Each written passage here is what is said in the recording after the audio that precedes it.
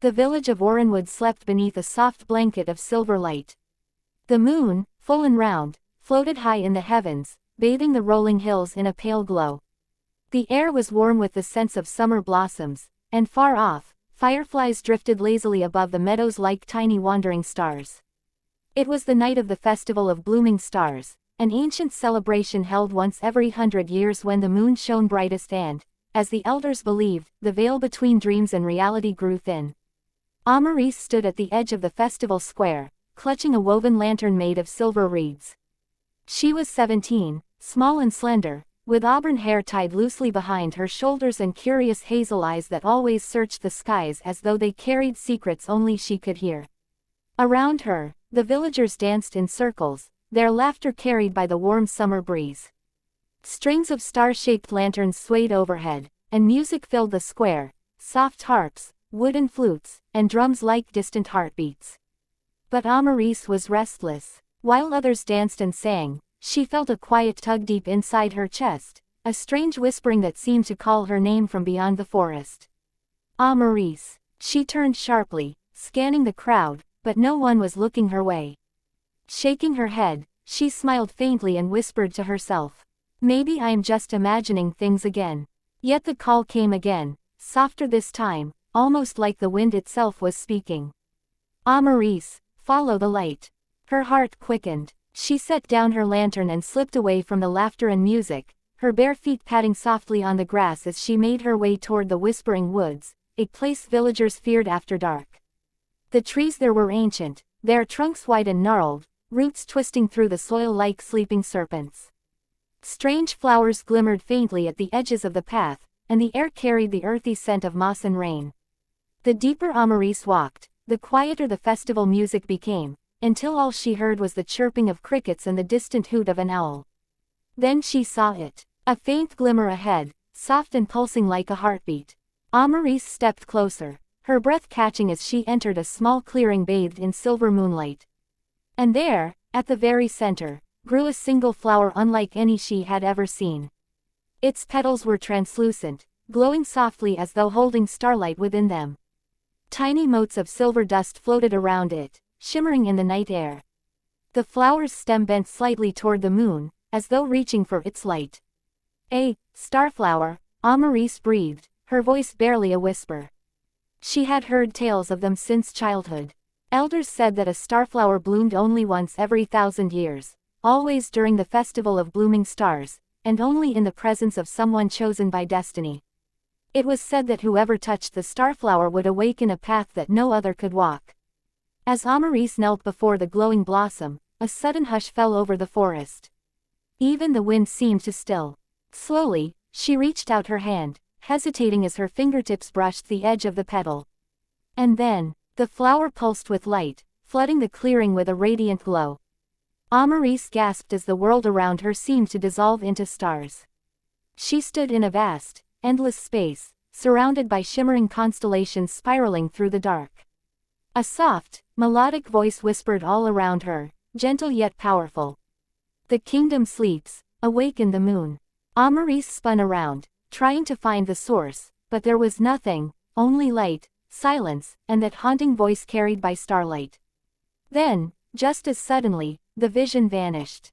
She found herself kneeling once again in the clearing, the starflower glowing faintly in her palm as though it had chosen her.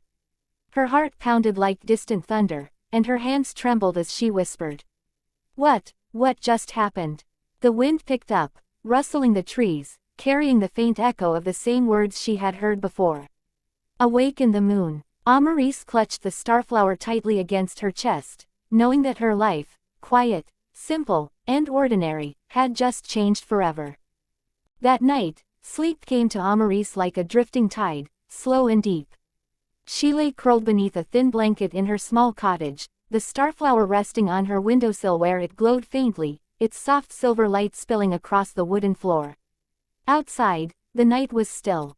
The festival's laughter had faded into distant memories, and the soft hum of crickets filled the silence. Yet Amaris's mind refused to rest. Her fingers still tingled from touching the starflower. Her heart beat too fast, her breath came too shallow. Something inside her felt as though it had awakened, something ancient, something calling. And then, the light changed. Amaris opened her eyes, expecting to see the familiar wooden beams of her ceiling. But instead, she found herself standing barefoot on a vast silver plain beneath a sky full of swirling stars. The air shimmered with faint strands of moonlight, and the ground beneath her feet glowed like polished crystal. She gasped softly, her breath forming mist in the cool, celestial air. "Where am I?" she whispered. And then she heard it, music. It came from everywhere and nowhere at once, soft and melodic, like 1,000 silver bells carried by the wind. She turned, and there, rising out of a pool of rippling starlight, stood a woman cloaked entirely in moonlight. Her hair flowed like liquid silver, cascading down to her waist. Her eyes were pale and luminous, holding galaxies within them. Her robes shimmered with shifting constellations, and an aura of soft light surrounded her as though the stars themselves bent to her presence. Amaris froze, unable to speak. The woman stepped closer, her voice gentle yet echoing with ancient power. "Child of starlight," she said, her words rippling like water, "you are the one chosen to carry the Starflower's promise." Amaris's lips parted, but no sound came out. At last, she managed to whisper, Who are you?" The woman smiled faintly, a soft curve of her lips illuminated by silver glow. "I am Selenara," she said, "the spirit of the silver moon, guardian of Lunareth and keeper of forgotten dreams." The name drifted through the air like a sigh, ancient and powerful. Amaris clutched the starflower in her hand. Though she had not brought it, it was here with her, glowing faintly. Its light pulsed in rhythm with her racing heartbeat. Selenara stepped closer, raising her hand as moonlight spilled from her palm, painting soft patterns across the air. With a wave of her fingers, a constellation took shape, stars shifting and glowing until they formed the outline of a great tree crowned with flowers of light. "This," Selenara whispered, "is the heart of the moon." The stars above shimmered, and Amaris felt herself drawn toward the image. "The heart sleeps now," the spirit continued, her voice like the hush of midnight tides. "And because it sleeps, darkness grows. The shadow veil rises, born from forgotten dreams and unspoken fears. When it awakens fully, it will swallow Lunareth in eternal silence." Amaris's breath caught. Eternal silence. Selenara nodded solemnly. "But the starflower holds the key. Its light is a fragment of the moon's heart, and you, Amaris, are its chosen bearer. You must restore its light before the shadow veil consumes the last of the stars." Amaris took a shaky step back, her mind whirling. I'm just a villager," she whispered. "I don't know how to save a kingdom. I'm not special, I'm not." Selenara's gaze softened, and she reached out to brush a strand of silver light across Amaris's cheek. "Every light begins small," the spirit said gently. "Even the brightest star is born from darkness." Something inside Amaris shifted then, a quiet flicker, like the first breath of dawn. "Where do I begin?" she asked, softly. Selenara's expression grew serene, yet her words were tinged with sorrow. "Follow the map of falling stars," she said. "Seek Arindor, the stargazer. He keeps the path, though he no longer remembers why. Trust him, Amaris, for without him, the way to the heart of the moon will remain hidden." Before Amaris could ask more, the stars around her began to tremble. The silver plain beneath her cracked, splintering into fragments of light, and the soft bells of celestial music faded into silence. Selenara's voice lingered like an echo in the wind. "Awaken the moon, or all shall be lost." And then Amaris opened her eyes. She was back in her cottage, sitting upright in bed, her breath uneven and her palms damp with sweat. But the starflower on her windowsill still glowed faintly, and etched into its petals was a small, glimmering symbol she hadn't seen before, a cluster of stars forming an arrow, pointing toward the distant hills. Her journey had begun. The next morning, Amaris awoke to the gentle warmth of sunlight spilling through her window. The starflower rested on her bedside table, still glowing faintly, as though holding a fragment of the night within its petals. Selenara's words echoed in her mind. "Seek Arindor, the stargazer. He keeps the path." Her hands trembled slightly as she gathered her small satchel, filling it with a loaf of bread, a flask of water, and the starflower, carefully wrapped in soft cloth. She had never traveled beyond Orenwood before, but something inside her whispered that this was where she was meant to go. The path to the observatory of Elfwin wound through rolling meadows and quiet groves where the grass shimmered with morning dew. The villagers often spoke of Arindor, calling him the Mad Star Watcher, a man who lived alone atop a lonely cliff, speaking more to the skies than to people. As Amaris approached the stone steps leading to the observatory, she paused to catch her breath. The structure itself was unlike anything she had ever seen, a tall, spiraling tower crowned with a vast dome of polished glass. Strange symbols were carved into the weathered stone walls, their meaning long forgotten. She hesitated at the heavy wooden door, lifting her hand to knock, but it creaked open before she touched it. "Ah," came a voice from the shadows inside, low and strangely melodic. "So the Starflower has bloomed again." Amaris froze, clutching her satchel tightly. How do you know about the Starflower?" she asked cautiously. From the dim interior emerged a tall, slender man with silver-streaked hair that fell untamed over his shoulders. His robes were deep blue, embroidered with tiny constellations in silver thread. A monocle rested over one eye, and the other, pale and bright, shimmered like starlight itself. He regarded her carefully, tilting his head slightly. "You carry it," he said simply, pointing to her satchel without looking. "I can feel its pulse. The Starflower does not choose often." Amaris hesitated before nodding. "Selenara sent me," she said softly. "She told me you could help me find the map of falling stars." At the mention of the moon spirit's name, Arindor's gaze sharpened, and for a long moment, silence filled the room. Finally, he turned and gestured for her to follow. Inside, the observatory was a world of its own. Towering shelves groaned beneath ancient scrolls, shimmering stones, and star charts etched on fragile parchment.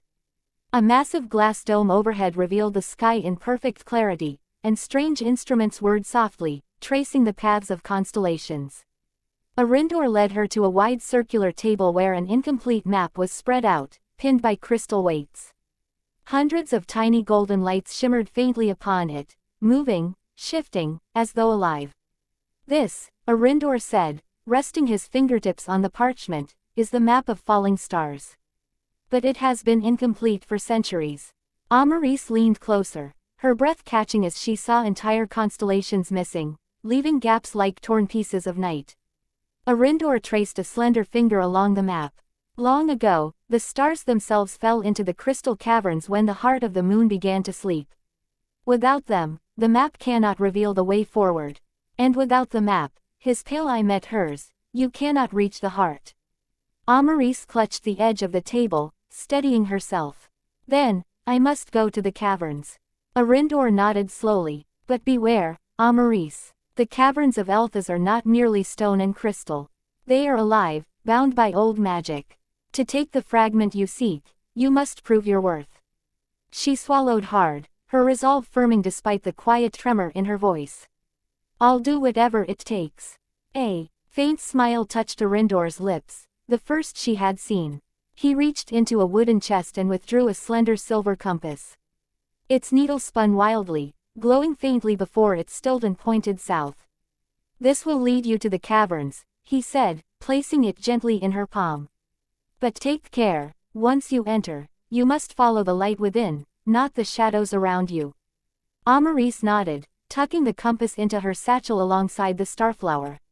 "Arindor," she asked softly, hesitating at the door, "why help me? Why now?" The stargazer stared at the sky through the glass dome, his voice low and distant. "Because I've been waiting," he whispered. "I've waited my whole life for the one the Starflower would choose." That night, Amaris camped at the edge of the moonpetal fields, the stars spread above her like a sea of silver fire. The Starflower glowed faintly beside her, and the silver compass rested against her chest. Somewhere far below, the crystal caverns waited, and deep within them, the first key to the moon's heart. Her journey into the unknown had truly begun. The journey to the caverns of Elthas was longer and stranger than Amaris expected. The silver compass Arindor had given her pulsed faintly in her palm, its glow guiding her through forests where the trees whispered secrets and along rivers where the water carried fragments of starlight. By the second night, the terrain began to change. The rolling meadows gave way to jagged stone ridges and pale cliffs where strange crystals jutted from the earth like frozen lightning. The air grew cooler, and a faint hum drifted on the wind, as though the land itself was singing softly to the moon. Amaris stopped before a vast fissure in the earth, carved like a scar across the cliffs. A narrow stone bridge arched above it, leading to a yawning cavern mouth veiled in mist. Her heart pounded as she stepped closer, clutching the starflower in her satchel for courage. The silver compass trembled, its needle spinning faster as if sensing the magic below. She took a deep breath. "This is it," she whispered. And then, Amaris crossed the threshold into the unknown. Inside, the crystal caverns glimmered like another world entirely. Walls of translucent quartz shimmered with soft silver and blue light, reflecting 1,000 fractured rainbows. Delicate stalactites hung like frozen chandeliers from the ceiling, while pools of still water mirrored the luminous crystals above, creating the illusion of infinite skies. With every step, the air grew colder, carrying a soft, steady vibration beneath her feet, the heartbeat of something ancient. As she ventured deeper, faint whispers seemed to curl through the air. "The starflower returns. The chosen walks among us." She stopped, clutching the starflower.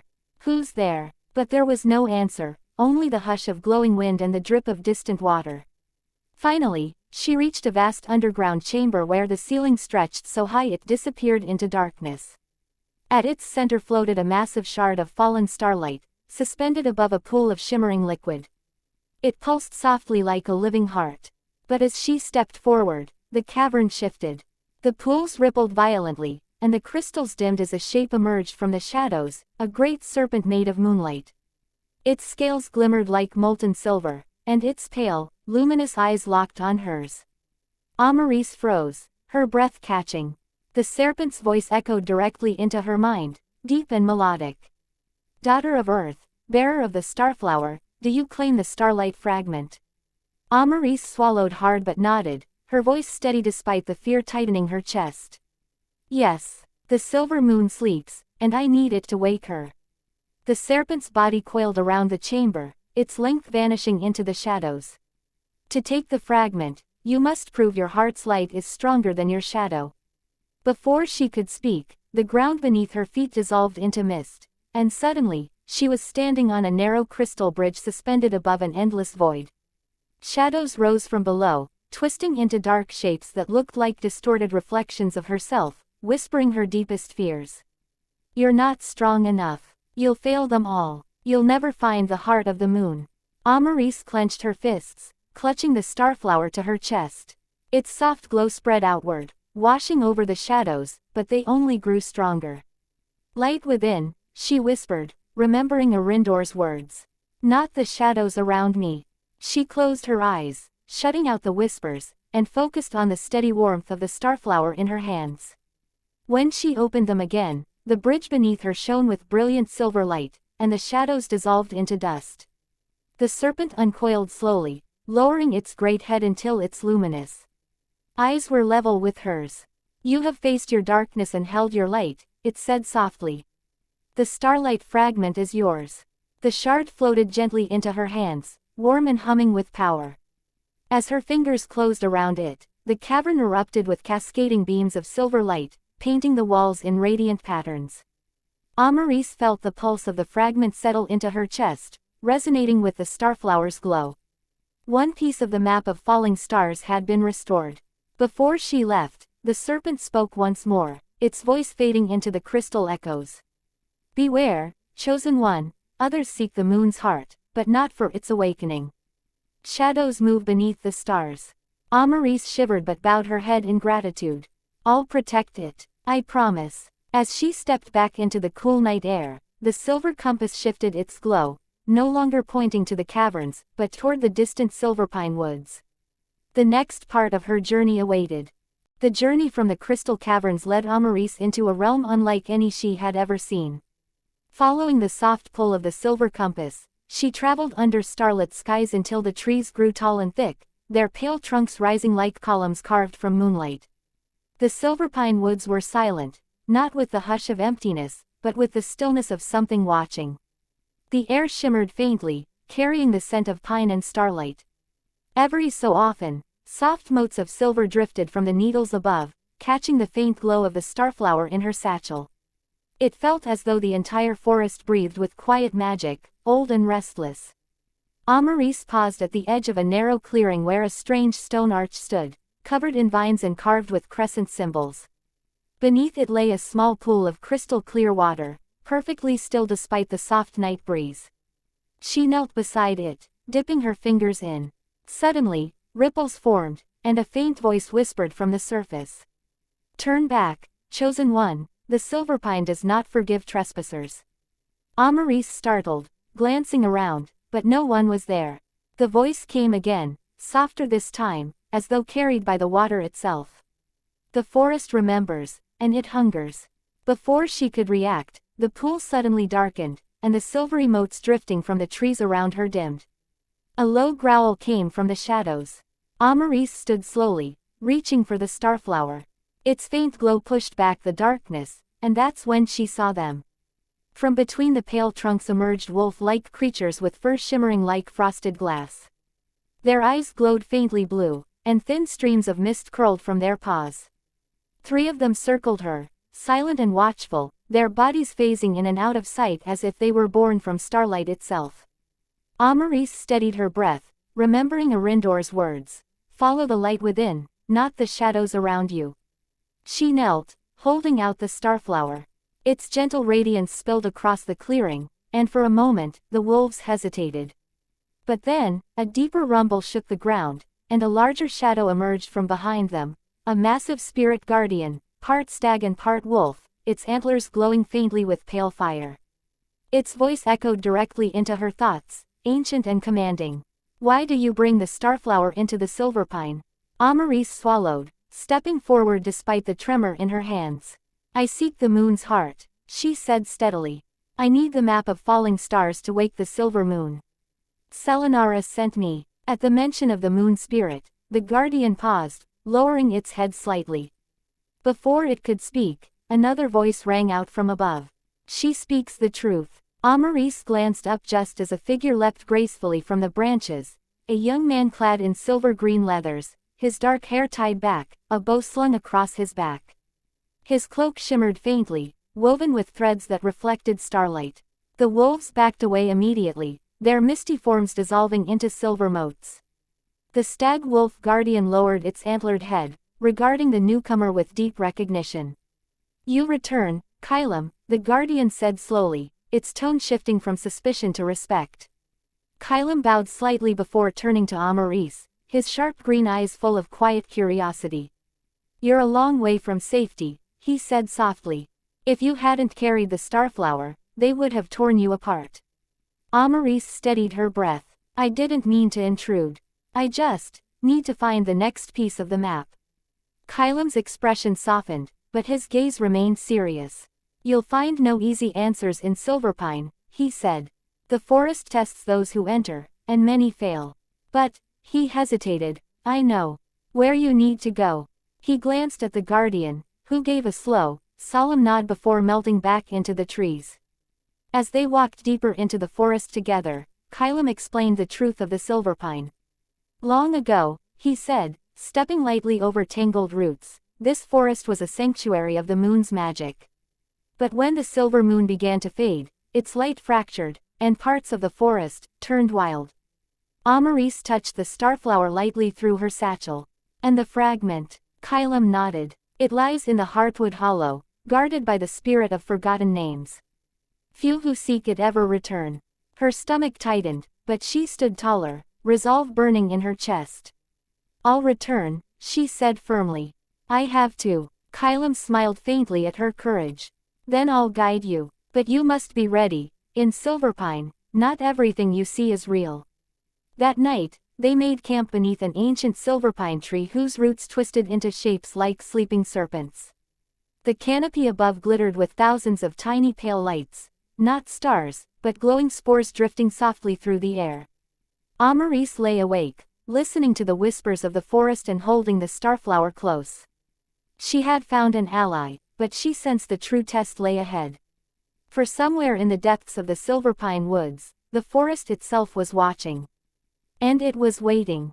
The journey to the Heartwood Hollow began at dawn, when silver fog curled between the pale trunks of the silverpine woods. Amaris and Kylam moved silently beneath the glowing canopy, their footsteps muffled by moss soft as silk. The silver compass quivered faintly in Amaris's hand, its needle pointing unwaveringly toward an unseen destination.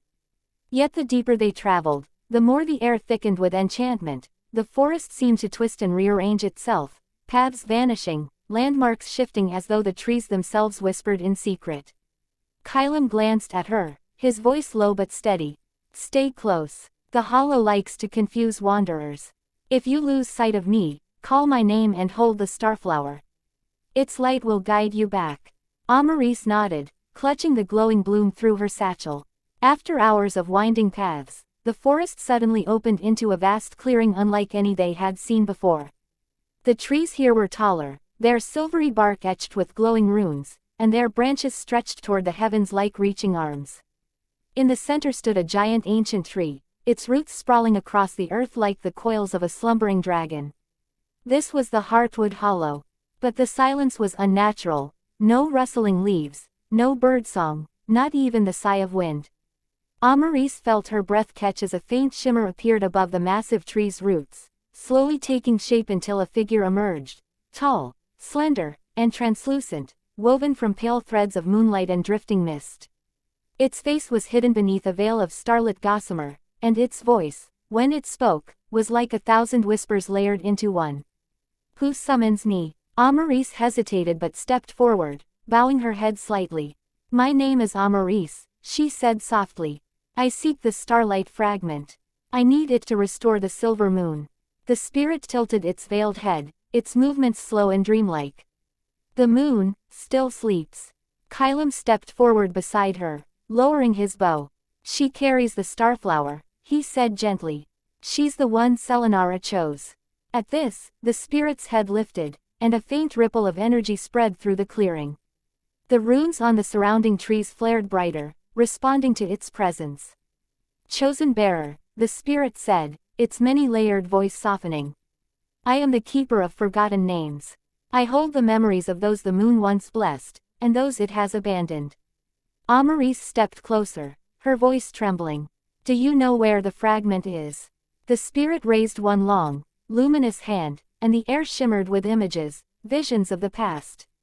Amaris saw hundreds of figures standing beneath the silver moon, their faces blurred but glowing, their names whispered faintly in the breeze. Then, suddenly, the light faded, and darkness consumed the sky. When the silver moon fell into silence, the spirit said, "Pieces of its light scattered across the realms. The fragment you seek lies deep within my roots." Amaris exhaled in relief, but the spirit's next words chilled her. "Yet only those who can bear the weight of forgotten names may claim it." Before she could ask what that meant, the ground shifted beneath her feet, and tendrils of pale mist coiled around her, pulling her toward the base of the tree.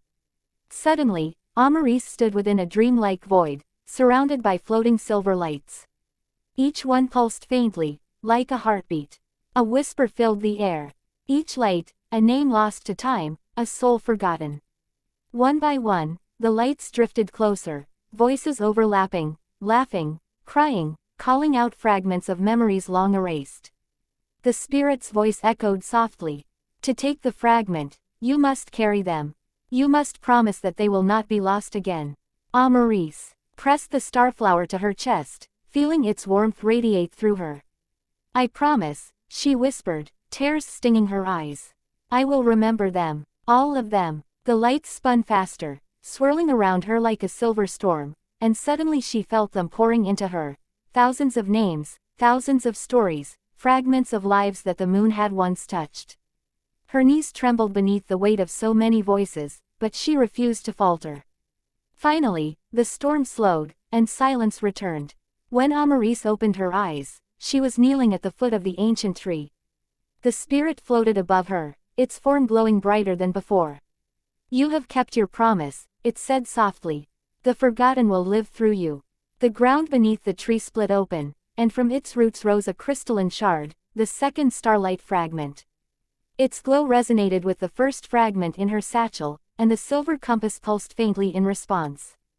Amaris reached out and took it carefully, feeling its warmth seep into her fingertips. Before fading into mist, the spirit spoke one final time. Beware, chosen one, for with each fragment you claim, the shadows grow restless. Another seeks the moon's heart, and their path now crosses yours. Amaris looked at Kylam, her breath steady despite the chill running through her. Then we have no time to waste, she said.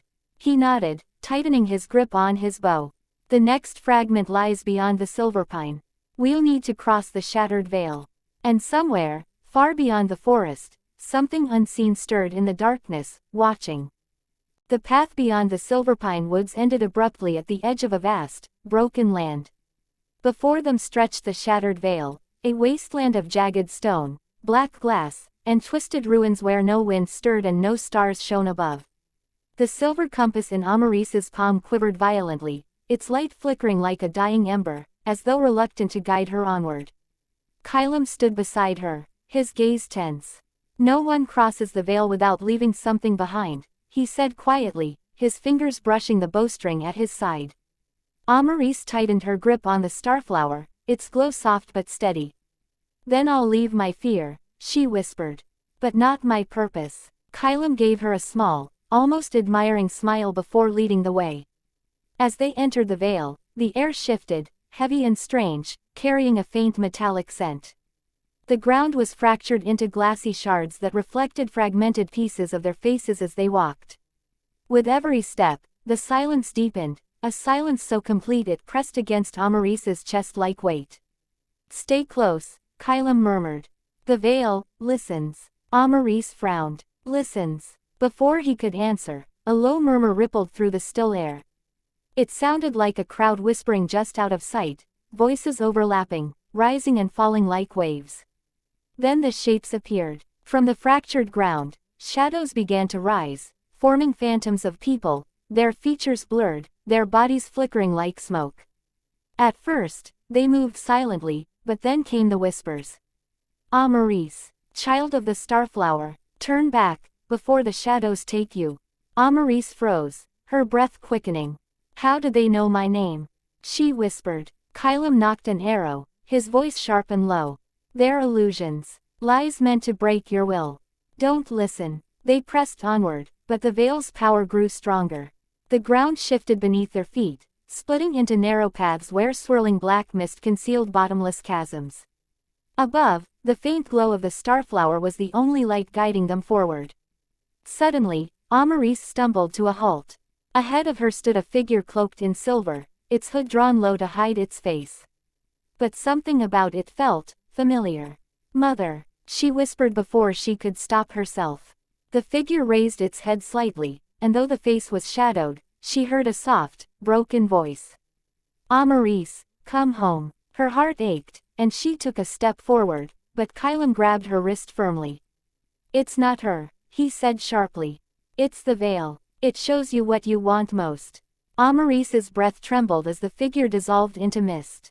I hate this place, she whispered. Good, Kylam said grimly. Hate will keep you moving. Hours passed, or perhaps only minutes. Time had no meaning in the shattered veil. Finally, they reached a ruined bridge spanning a deep chasm. Its stone pillars were cracked and scorched, and the broken slabs hung precariously above a void filled with swirling shadows. The compass pulsed violently in Amaris's palm, pointing straight across. We have to cross, she said softly. Kylam hesitated. Or we die trying. They stepped onto the bridge, each movement slow and deliberate. Halfway across, a sudden tremor shook the ground, and from the abyss below erupted a colossal winged creature made of pure shadow. Its glowing white eyes burned like cold fire, and its screech split the silence like a blade. The starflower flared brightly in Amaris's satchel, reacting to the creature's presence. Kylam drew his bow instantly, loosing an arrow that vanished into the creature's dark form without effect. It's made of illusion, he shouted over the roar of the wind. You can't fight it, you have to deny it. Amaris closed her eyes, forcing herself to breathe, forcing herself to remember Arindor's words. Follow the light within, not the shadows around you. She pulled the starflower free, holding it high above her head. Its glow intensified, washing over the bridge in waves of silver radiance. The shadow beast shrieked, its form unraveling like smoke caught in a gale. One by one, the other phantoms dissolved, and silence reclaimed the veil. Exhausted but unbroken, Amaris and Kylam reached the far side of the bridge. The silver compass's light steadied, pointing toward a towering arch of black stone carved with ancient sigils. Kylam exhaled slowly, lowering his bow. "You faced the veil and didn't falter," he said quietly. "Not many could." Amaris tucked the Starflower safely into her satchel, her voice soft but resolute. "This isn't the end. The compass is still pulling us forward." Kylam glanced at the dark horizon ahead, his expression grim. "No," he said, "it's only going to get harder from here." And far beyond the arch, something stirred, a figure cloaked in midnight, watching their every step. The shattered arch behind them faded into mist, and before Amaris and Kylam stretched a winding path of silver stone that seemed to rise into the heavens themselves. The silver compass burned brightly, its light steady now, as though eager to guide them toward their next trial. Amaris looked up. Beyond the horizon, where the night met the stars, she could see it, a distant city suspended among the clouds, its towers carved of glowing crystal and its bridges woven from threads of starlight. Lightning coiled around its highest spires like living serpents, illuminating its grandeur in flashes of silver and blue. "The drowned sky," Kylam said softly, his voice touched with awe. "I thought it was only a legend." Amaris clenched the Starflower close to her chest, her heart racing. "Then legends are real," she murmured. "And somewhere up there, lies the next fragment." The ascent through Storm's tornado. The climb to the drowned sky was unlike anything they had faced before. The path spiraled higher and higher until they were walking through a sea of rolling clouds. Thunder rumbled all around them, and streaks of silver lightning danced across the mist. Each flash revealed glimpses of strange shapes within the clouds, massive serpentine forms with glowing eyes, shifting and coiling as though alive.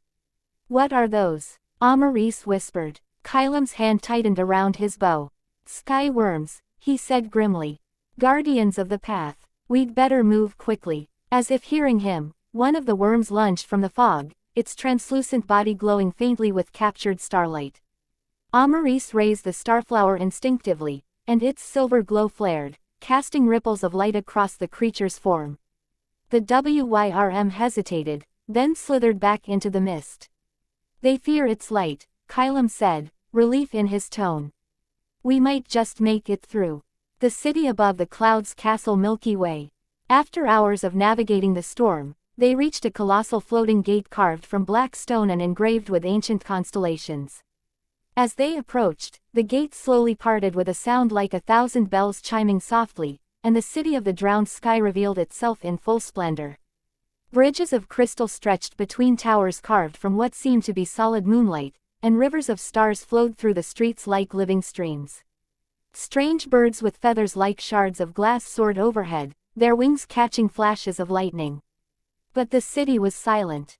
Not a single soul walked its luminous streets. "It feels abandoned," Amaris whispered. Kylam frowned. "Or asleep." The keeper appears shooting star. At the heart of the city stood a circular platform suspended over empty air, etched with runes that shimmered faintly. As they stepped onto it, the Starflower began to pulse wildly in Amaris's satchel. Then, the air shimmered, and a figure appeared. The keeper of the drowned sky was unlike anything Amaris had imagined. A towering, ethereal being draped in robes made of liquid silver, its face hidden beneath a mask shaped like a crescent moon. Around its form, fragments of broken stars floated in slow orbit, glowing faintly. "Child of the Starflower," the keeper's voice boomed like distant thunder, yet soft as falling rain. "You come seeking the third fragment, but few are worthy." Amaris stepped forward, her voice steady despite the tremor in her heart. "I've come to restore the silver moon." "I must." The keeper tilted its masked head. "Then you must prove your will. The drowned sky demands a price." The trial of falling stars sparkles high voltage. Suddenly, the platform dissolved beneath their feet, and Amaris and Kylam found themselves standing on nothing but thin strands of light suspended over endless clouds. Above them, hundreds of falling stars rained from the heavens, streaking like fiery comets toward the abyss. The trial is simple, the keeper's voice echoed around them. Catch the fragments of light, before they vanish forever. Amaris's breath caught as she saw tiny shards of silver tumbling through the air, pieces of stars, fragile and fading. She reached out, clutching the starflower tightly, and leapt from strand to strand. Each step sent ripples of silver energy beneath her feet, the starflower's glow creating a path where none existed.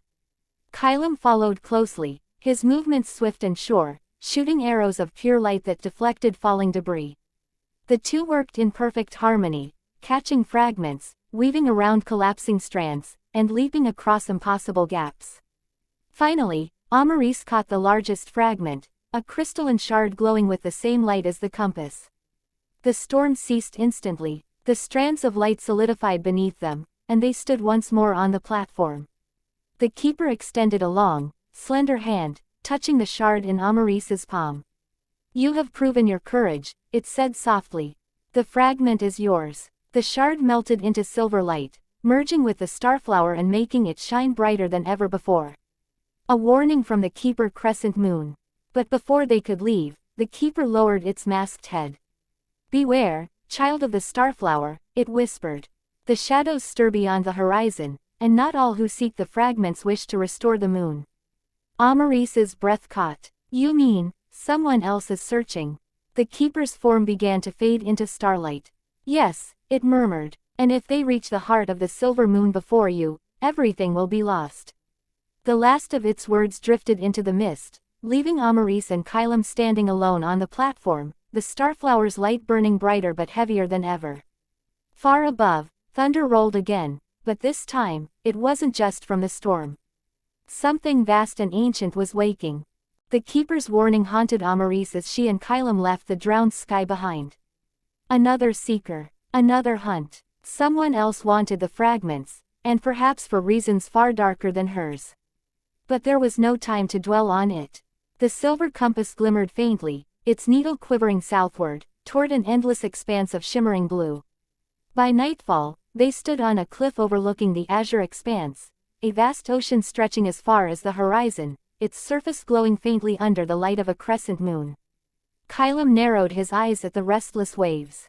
"The next fragment, it's somewhere beneath the sea," he said quietly. Amaris tightened her grip on the starflower, now pulsing faintly like a heartbeat. "Then we follow it," she whispered. The descent beneath the waves sparkles. At the edge of the rocky shore, a narrow stone archway jutted from the water, etched with runes glowing faint blue. As Amaris approached, the starflower's light responded, sending ripples across the surface of the sea. Suddenly, the water began to spiral inward, parting to reveal a descending pathway of smooth crystal stairs beneath the ocean. "Please tell me this is safe," Kylam muttered, eyeing the shifting waters. Amaris smiled faintly. "Safe? No. Necessary? Yes." Together, they descended into the depths. The water above formed a shimmering ceiling, trapping air around them as they walked along the glowing staircase. Strange fish swam lazily just beyond the translucent barrier, their scales glittering like gems, while pale tendrils of glowing seaweed drifted past like silent spirits. Deeper and deeper they went, until the crystal path ended before a colossal submerged temple carved directly into the ocean floor. Its towering gates bore carvings of moon phases and stars, and an ancient symbol matching the one on Amaris's compass. The Temple of Silent Tide's candle wave. The gates opened soundlessly as they approached, and they stepped into a vast chamber filled with floating orbs of liquid light. The floor beneath their feet was smooth and black, polished like glass, reflecting endless waves of pale blue glow. In the center of the chamber stood the Mirror of Silent Tides, a towering oval mirror framed in silver coral, its surface rippling like disturbed water. Amaris felt drawn to it instantly. Her reflection wavered within, but behind her own image, she glimpsed fragments of things she didn't understand, a glowing crown, a falling star, and, herself, standing beneath a broken silver moon. Kylam's hand brushed her shoulder. "Careful," he warned softly. "Artifacts like this, they don't just show you what's real." Amaris stepped closer anyway, her fingertips grazing the surface of the mirror. The voice in the water mirrored crescent moon. The moment she touched it, the chamber dissolved into liquid light. She was standing alone on an endless ocean, the waves glowing faintly under a silver horizon. The air was weightless, timeless, filled with a low hum, like the heartbeat of the world itself. Then came a voice, soft and melodic, carried on the tides. "Child of starlight, do you seek the truth?" "Yes," Amaris whispered. "I have to save the silver moon." The waters rippled, and from beneath the surface rose a luminous figure, a woman with flowing hair like strands of liquid silver and eyes reflecting the constellations themselves. She wore a crown shaped like a crescent moon and drifted as though part of the tide. "Who are you?" Amaris breathed. "I am Nytheris," the figure replied, her voice like soft waves against the shore. "Once, I was the guardian of the silver moon, until it was shattered." Amaris's chest tightened. "Then tell me how to restore it." Nytheris studied her with a gaze both kind and sorrowful. "To mend the moon, you must unite 7 fragments of starlight within the Starflower, but know this, Amaris, you are not merely a seeker of fragments. You are bound to the silver moon itself." Amaris's breath caught. "What do you mean?" "The Starflower chose you," Nytheris said softly, "because you carry its lost light within your soul." A warning from the depths, wave warning. Before Amaris could respond, the calm waters trembled violently. The glowing ocean darkened, and in the far distance, shadows writhed beneath the surface, vast, serpentine shapes moving with unnatural speed. Nytheris's form flickered, her expression suddenly tense. "He is coming," she whispered urgently. "Who?" Amaris demanded, heart pounding. "The one who shattered the moon," Nytheris said, her voice breaking like waves against stone. "The Shadowborn Sovereign, and he seeks the fragments too." The luminous figure dissolved into foam, and Amaris gasped as the vision shattered. She was back in the temple, kneeling before the mirror, her breathing ragged. The Starflower glowed brightly at her chest, now pulsing in rhythm with her heartbeat. Kylam knelt beside her, gripping her shoulders. "Amaris, what happened?" She looked up at him, her voice shaking but steady. "We're not just racing against time," she whispered. "We're being hunted." The revelation from the mirror of silent tides still echoed in Amaris's heart. "You carry the moon's lost light within you." The silver compass glowed brighter than ever, guiding her and Kylam through the misty valleys beyond the azure expanse. But with every step, the Starflower grew heavier in her satchel, as though sensing what awaited them. At last, the compass stopped spinning and locked in place, its needle pointing toward a distant mountaintop where a giant silver beam pierced the night sky like a spear. Kylam adjusted his bow, his expression grim. "That's where the final fragment is," he said quietly. "And, something tells me we're not the only ones heading there." Amaris nodded. She could feel it too, a presence watching them, a hunger pressing against her thoughts like icy breath. The Valley of Forgotten Stars, Milky Way ringed planet. The mountain path was lined with broken statues, ancient guardians crumbled by time, their starlit crowns scattered like fallen constellations. Above, the night sky churned unnaturally, as though the stars themselves trembled. Suddenly, the ground beneath them cracked, and from the shadows rose a vast army of wraith-like figures, their hollow eyes glowing with silver fire. Kylam immediately drew his bow. "Phantoms," he hissed. "Sovereign's scouts." Amaris raised the Starflower, and its light flared like a living star. The phantoms recoiled, hissing in unearthly tones, but instead of vanishing, they merged into a single colossal form, a shadow titan towering over the mountain pass. The creature roared, its voice shaking the earth. "Run!" Kylam shouted, grabbing Amaris's hand. But Amaris stopped, turning to face the titan. She closed her eyes and let the Starflower's warmth flood through her veins. Slowly, the glow spread from her fingertips until her entire body shimmered like liquid moonlight. She whispered softly, "I am not afraid." A pulse of pure silver radiance burst from the Starflower, disintegrating the shadow titan in an explosion of light. The summit of the Silver Veil Crescent Moon Mountain. Hours later, exhausted and breathless, they reached the mountain summit, a vast plateau where a stone altar stood beneath an enormous fragment of the broken moon, suspended in midair and glowing faintly. But they were not alone. A figure cloaked in midnight stood before the altar, his back to them. The air around him was heavy, distorted, as if reality bent in his presence. When he turned, Amaris's breath caught. His eyes burned like black fire, and his form seemed woven from living shadow, but his face was eerily human. "I've been waiting for you," the figure said softly, his voice smooth and chilling. "Amaris of the Starflower." Kylam stepped forward, arrow drawn. "You're the Shadowborn Sovereign." The Sovereign tilted his head slightly, smiling faintly. "Names don't matter. What matters is power. And the Starflower belongs to me." Amaris gripped the Starflower tightly. "It doesn't," she said, her voice steady. "It was never yours." The battle beneath the broken moon high-voltage Milky Way. The Sovereign raised his hand, and the entire plateau trembled as shadow tendrils erupted from the ground, lashing toward them like living serpents. Kylam rolled aside, loosing arrows of starlight that burned through the darkness, while Amaris unleashed the Starflower's glow, forcing back the encroaching shadows. But the Sovereign was fast, impossibly fast. In a single movement, he was behind her, his hand closing around the Starflower, draining its light. "Don't you see?" he hissed, his voice echoing in her mind. "You are its vessel. Without me, you're nothing." Amaris's knees buckled as the power surged violently within her, threatening to tear her apart. Then she heard Nithros's voice, faint and distant, as though carried on the wind. "Amaris, you are not the Starflower's vessel. You are its heart." Her breath steadied. The awakening of the Starflower cherry blossom crescent moon. Amaris shut her eyes, surrendering herself completely to the Starflower's light. For the first time, she didn't use its magic, she became it. A surge of starlight erupted from her chest, engulfing the Sovereign in a radiant explosion that split the clouds and shook the mountain.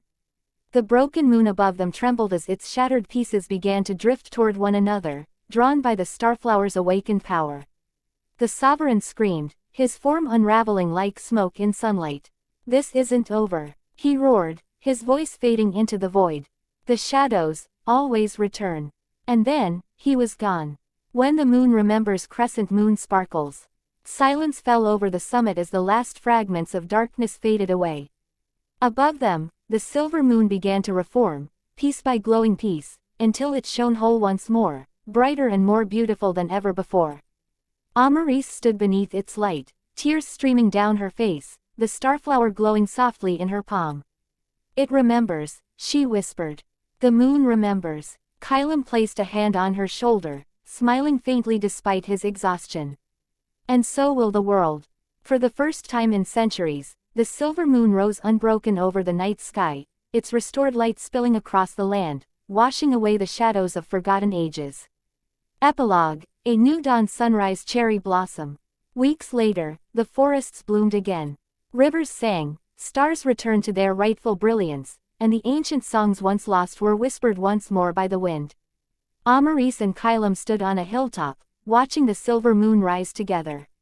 "This isn't the end, is it?" she asked softly. Kylam shook his head, smirking slightly. "No," he said, "it's the beginning of something greater." Amaris smiled, clutching the Starflower close to her heart. "Then let's see where the light takes us." And above them, the silver moon shone like a promise that the world would never be lost to shadows again. Moral lesson: glowing star. True strength does not come from power but from courage, hope, and compassion. Amaris succeeded not because she wielded the Starflower, but because she believed in its light, and in herself. When we face darkness, it is the light within that guides us forward. Crescent moon sparkles. For more motivation fairytale stories, please like, share and subscribe this channel. Thanks and God bless.